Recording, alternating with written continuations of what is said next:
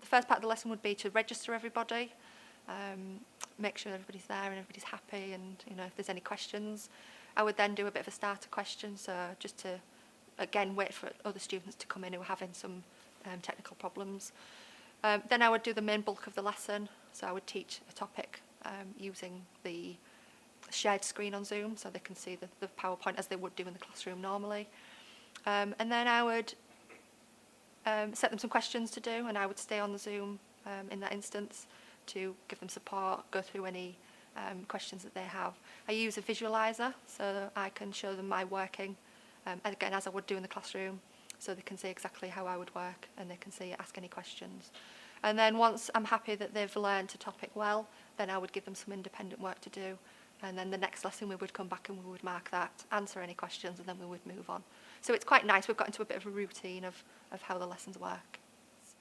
So sometimes I will Zoom for the full lesson. Some lessons I will Zoom for the beginning of the lesson just to check they're okay. If I'm asking them to log into a system, that they can log in okay.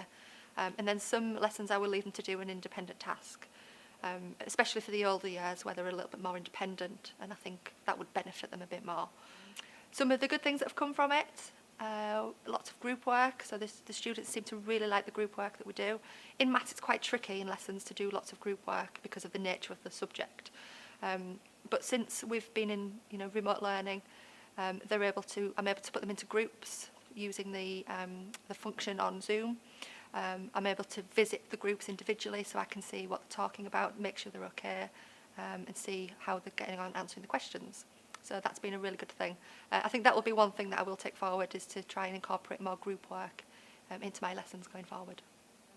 Some things I really like about it, so I can mark remotely on the computer and give some feedback.